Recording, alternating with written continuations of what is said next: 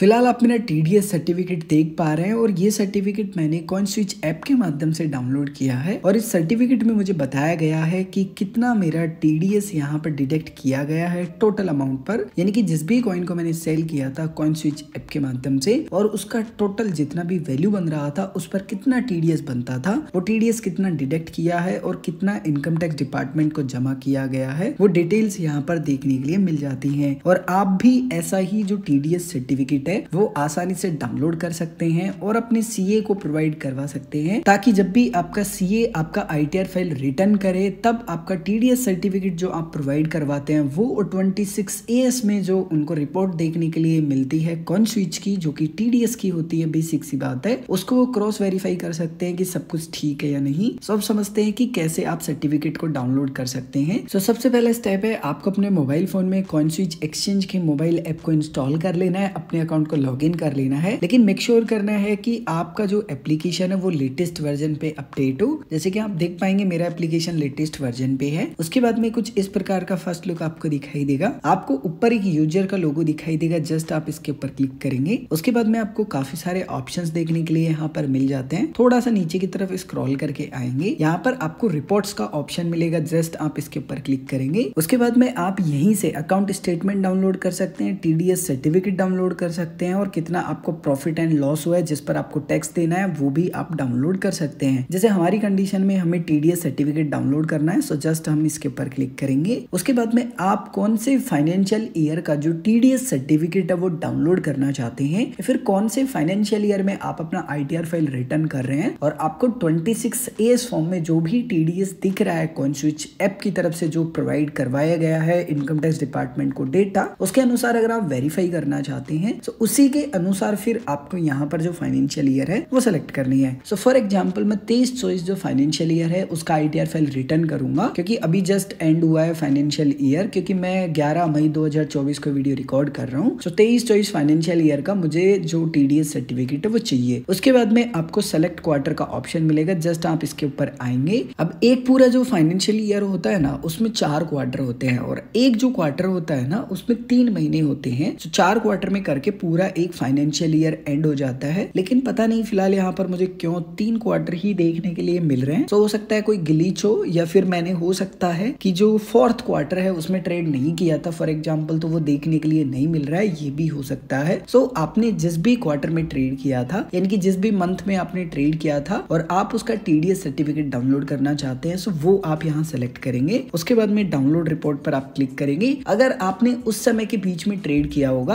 और आपका TDS वहां पर डिडक्ट हुआ होगा तो आपका सर्टिफिकेट डाउनलोड होगा, अदरवाइज नहीं होगा। बेसिकली मैंने यहाँ पर क्वार्टर 1st एंड 2nd यानी कि पूरे 6 महीने कोई भी ट्रेड नहीं किया है। मैंने यहाँ पे 3rd क्वार्टर में जो ट्रेड है वो किया है। तो जस्ट मैं यहाँ सेलेक्ट कर लूंगा। उसके बाद में डाउनलोड रिपोर्ट पर क्लिक करूंगा। उसके बाद में नए पेज पर मुझे रीडायरेक्ट कर देगा एंड PDF को डाउनलोड करने के लिए बोलेगा। जैसे ही मैं डाउनलोड पर क्लिक करूंगा PDF डाउनलोड हो जाएगी। अगर आप एंड्रॉइड मोबाइल यूज कर रहे हैं तो हो सकता है कि आपको सेव करने के लिए बोले या फिर iPhone में भी सेव करने के लिए बोले, बट मुझे नहीं बोला। एंड आपको आपका जो फाइल मैनेजर बेसिकली वो ओपन करना है। जैसे ही आप ओपन करेंगे आपकी जो TDS रिपोर्ट होगी ना वो आपको यहाँ पर देखने के लिए मिल जाएगी। जैसे ही आप उस PDF के ऊपर क्लिक करेंगे कुछ इस प्रकार की आपको जो TDS सर्टिफिकेट की रिपोर्ट होगी वो देखने के लिए मिलेगी।